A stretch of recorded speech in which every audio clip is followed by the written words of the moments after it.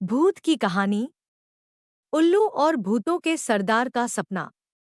दिनकर नामक जंगल में एक पुराना सा बरगद का पेड़ हुआ करता था, जिसमें उल्लू का घर भी था। उसी पेड़ के नीचे एक हाथी भी रहता था, जिसका नाम झनकू था। एक जगह पर रहने की वजह से उल्लू और झनकू हाथी के बीच अच्छी दोस्ती थी। इधर हाथी सारा दिन जंगल में मस्ती करता था। कभी वो गन्ने खाता, तो कभी अपनी सूंड में पानी भरता और अपने ऊपर फेंकता। उधर उल्लू सारा दिन सोता और रात होते ही झनकू के पास जाकर ढेर सारी बातें करता था। ऐसे ही दोनों का समय अच्छे से कट जाता था। एक दिन हाथी घूमकर शाम के समय बरगद के पेड़ के पास लौट रहा था। तभी उसने कुछ भूतों को बातें करते हुए देखा। उसने सुना कि भूत आसपास के लोगों को डराना की सोच रहे हैं। उसी वक्त भूतों के सरदार ने झनकू को देख लिया। वो जोर से चिल्लाया, पकड़ लो इस हाथी को। कुछ भूत झनकू को पकड़ने के लिए उसके पीछे भागने लगे। भूतों के सरदार के पास खड़े कुछ भूतों ने पूछा, ये कौन था सरदार? सरदार ने जवाब दिया, मैंने कल रात सपने में एक हाथी को पूरा खाया था। ये हाथी बिल्कुल मेरे सपने के हाथी जैसा ही था। इसे देखकर लग रहा है कि सपने सच हो सकते हैं। इसे पकड़कर आज मैं अपना सपना सच करके ही रहूंगा। तभी हाथी को भूत पकड़कर सरदार के पास ले आए। झनकू ने पहली बार भूतों को देखा था। उन्हें देखकर वो डर गया। कांपते हुए झनकू हाथी की तरफ भूतों का सरदार अपना सपना सच करने के लिए बढ़ने लगा। झनकू के हाथ पैर ठंडे पड़ चुके थे। ताकत तो झनकू के पास काफी थी, लेकिन उसे समझ नहीं आ रहा था कि भूतों से कैसे निपटे। उसी समय झनकू का दोस्त उल्लू वहां पहुंचा।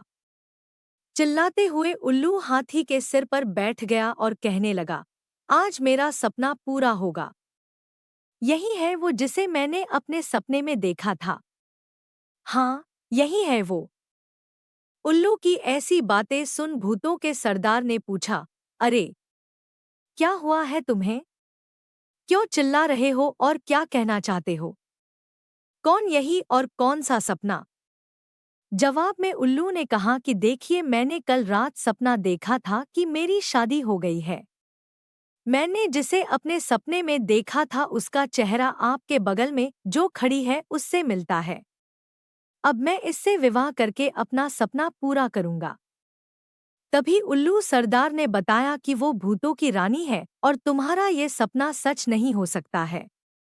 उसी वक्त भूतों की रानी भी चिल्लाते हुए कहने लगी कि मैं एक उल्लू से शादी कभी भी नहीं करूंगी।